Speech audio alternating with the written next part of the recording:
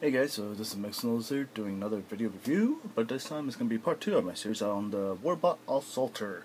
And as you see here, he's in his standard Warbot Assulter form, which is his face is covered, and he has his cockpit out, and he has his assault rifles both in each hand.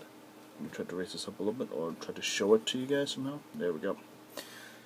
And he has those squiggly wire-like legs in the front, and he does have another mode, which I'll show you just one second. You first remove his assault weapon, you tuck this part up, then you split this part down like so. There's his axe form, or whatever you want to call this. You put it underneath the arm through this handle. Now he has his axe. You can spin up his, or maybe you don't have the axe. Put that back in there again. Usually it locks in place pretty well. There we go. And then you're supposed to spin this part out. His face is somewhat dimmed. Let me try to put some light on it. There we go. And then finally you're supposed to spin these parts around to hide the squiggly legs. And you're supposed to do something with these fins, but I prefer to keep them up. You're supposed to put them down to make his feet look a little bit more chunky, I guess. So you could do that.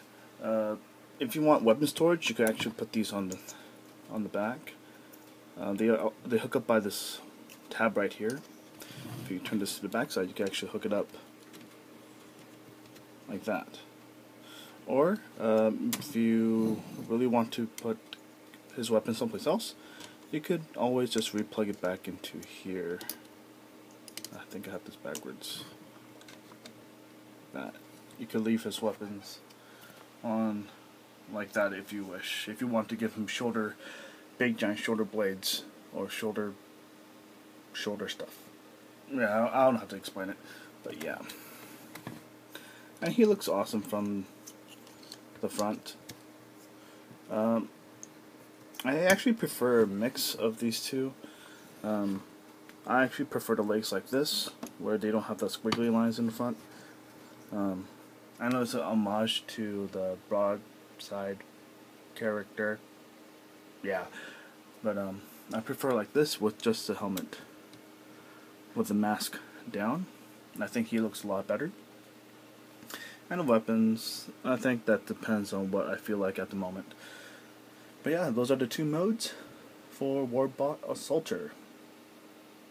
And this was a brief one. But there's not really much to talk about.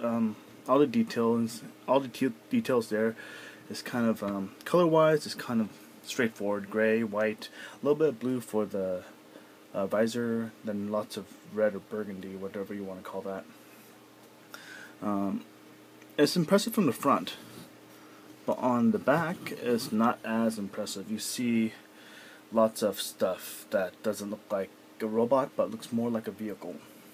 As you see here, you see the landing platforms for the cruiser, you see the nose cone for the jet, you see the bridge for the cockpit, and you see weapons for these turret things for the cruiser mode too. So yeah, not really that impressive on the back. But he, like always, he has die casts in his legs, so he does balance any which way you want to put him. And he's pretty good at balancing. You can push him around all you want of a moderate force, and he'll still stay up. So, and to be honest, after I had this character for a while, the magic is leaving very quickly. He's not as impressive as compared to the other stuff that I've done in the past.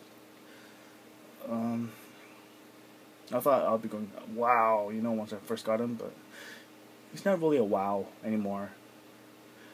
He was a 10, but now he feels like an 8 to me. I don't know. Maybe I'm just losing my edge, or maybe there's always good talks about this character, but there's just not much you can do. But I might be just losing it because he has 3 different forms. Okay, so I'm going to stop this weird tangent, and I'll say Goodbye, and see you guys on the third segment of this review for Warbot Assulter.